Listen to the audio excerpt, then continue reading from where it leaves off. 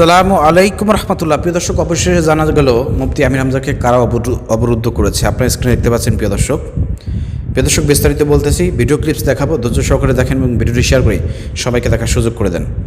দেখেন প্রিয় দর্শক, এই যে স্ক্রিনে দেখতে পাচ্ছেন আপনারা, এরা মূলত একটা ব্যানার হাতে দাঁড়িয়ে আছে। ক্যাম্পাসে গাছ কেটে নিধন করা যাবে না, মানে মূলত ক্যাম্পাসে গাছ কেটে খেলার মাঠ তৈরি করা হচ্ছিল অথবা খেলার মাঠের পরিধি বাড়ানো হচ্ছিল। প্রিয় দর্শক, এটা কলেজে যারা দায়িত্বশীল আছেন, শিক্ষক আছেন, প্রিন্সিপাল আছেন, এটা তাদের দায়িত্ব। দেখেন, এটার প্রতিবাদে ছাত্রদলের লোকজন ব্যানার হাতে তারা মুফতি আমির হামজাকে ভুয়া ভুয়া স্লোগান দিচ্ছে। কিন্তু প্রিয় দর্শক, আপনারা আশ্চর্য হবেন, মুফতি আমির হামজা এখানে অতিথি হিসেবে এসেছেন। তিনি যখন মঞ্চে উঠেছেন বক্তব্য দেওয়ার জন্য, বক্তব্য দেওয়ার প্রথম থেকে একদম শেষ পর্যন্ত প্রিয় দর্শক, এই উচ্ছৃঙ্খল ছাত্র নামের কলঙ্ক, প্রিয় দর্শক, এরা নাকি ছাত্রদল। সাধারণ ছাত্রর ব্যানারে গুপ্ত হয়ে ছাত্রদলের লোকজন বাইরে থেকে বহিরাগতদেরকে নিয়ে এসে ব্যানার হাতে প্রিয় দর্শক স্লোগান দিচ্ছে আমির হামজা ভুয়া। এবং তারা 5-6 মিনিট ধরে মুফতি আমির হামজার বক্তব্য চলাকালীন পাশেই আমির হামজা বক্তব্য দিচ্ছে, সেখানে তারা এইভাবে ভুয়া ভুয়া স্লোগান দিয়ে পরিবেশটাকে বিশৃঙ্খলা করেছে। চলেন আমরা ভিডিও দেখে আসি। আপনি যারা যা করছেন, আমি মনে করছেন লেবাস করে আছি, মনে করছেন হুজুর, আমি হুজুর না। আমি এগুলোর তালিকা নিয়ে যাবো আজকে, যে আপনাদের যা করা লাগে আমি তাই করব। আমি ভুয়া কি আপনাকে আমি দেখাবো আজকে। আপনাদের সেই কয়েকজনের তালিকা আমার কাছে আছে অলরেডি। আমরা গণনা করি কুষ্টিয়া সরকারি কলেজকে। এখানে আজকে বিভাগ ফুটবল প্রতিযোগিতা 2026 এই অনুষ্ঠানে আমরা। প্রিয় দর্শক, আপনারা শুনলেন, মুফতি আমির হামজা বক্তব্য দেওয়া শুরু করছে আর তারা ওইখান থেকে চিল্লাপাল্লা করতেছে। তারেক রহমানের দৃষ্টি আকর্ষণ করছি, প্রধানমন্ত্রী তারেক রহমানের দৃষ্টি আকর্ষণ করছি। এই নাকি আপনাদের ছাত্রদলের লোক। একটা অনুষ্ঠান হচ্ছে, সেখানে ন্যূনতম সম্মান পর্যন্ত এমপি সাহেবকে দেখানো হয় নাই।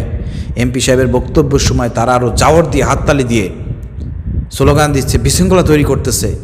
আর আশেপাশে কত শ্রদ্ধেয় স্যার, প্রিন্সিপাল সহ এলাকার গণ্যমান্য ব্যক্তিবর্গ বসে আছে, শিক্ষক মহোদয় বসে আছে, এরা বিয়াদবের মতন উচ্ছৃঙ্খলভাবে স্লোগান দিচ্ছে। আপনাদের দাবি দেওয়া থাকতে পারে, আপনারা পাশে স্লোগান দেন, দূরে গিয়ে যান, মানববন্ধন করেন, কোনো সমস্যা নাই। কিন্তু মুফতি আমির হামজার বক্তব্য দেওয়ার সময় এই ধরনের স্লোগান, এই ধরনের বিশৃঙ্খলা অবশ্যই পরিকল্পিতভাবে। প্রিয় দর্শক, পাশে আপনারা দেখতে পাচ্ছেন প্রিয় দর্শক স্ক্রিনে, সেখানে মুফতি আমির হামজা যেখানে বক্তব্য দিচ্ছেন তার সামনে কিন্তু একটা ফুটবল খেলার টুর্নামেন্টের আয়োজন করা হয়েছে। সেখানে সারিবদ্ধভাবে কিন্তু খেলোয়াড়রা দাঁড়িয়ে আছে, মুফতি আমির হামজার বক্তব্য শুনতেছে। আর পাশ থেকে সব ছাত্রদলের কুলাঙ্গার সন্তানরা এভাবে তারা বিশৃঙ্খলা সৃষ্টি করতেছে। এদেরকে দ্রুত বহিষ্কার করা দরকার। এই ধরনের ছাত্র নামের কুছাত্রদের দ্বারা ছাত্রদলের কোনো উন্নয়ন হবে না। এরা ছাত্রদলকে ছাত্রলীগের মতন বানিয়ে ফেলবে।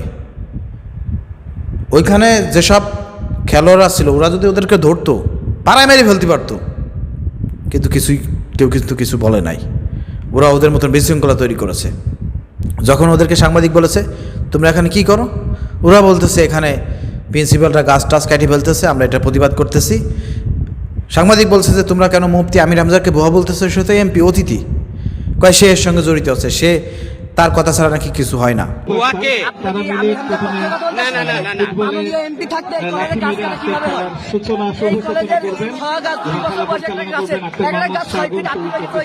খেলার মাঠ হয়, গাছগুলো পুনর্রোপণ করা যেত, ওই গাছগুলো লাগানো যেত। কেন এমপি মহোদয় থাকতে গাছ কাটে?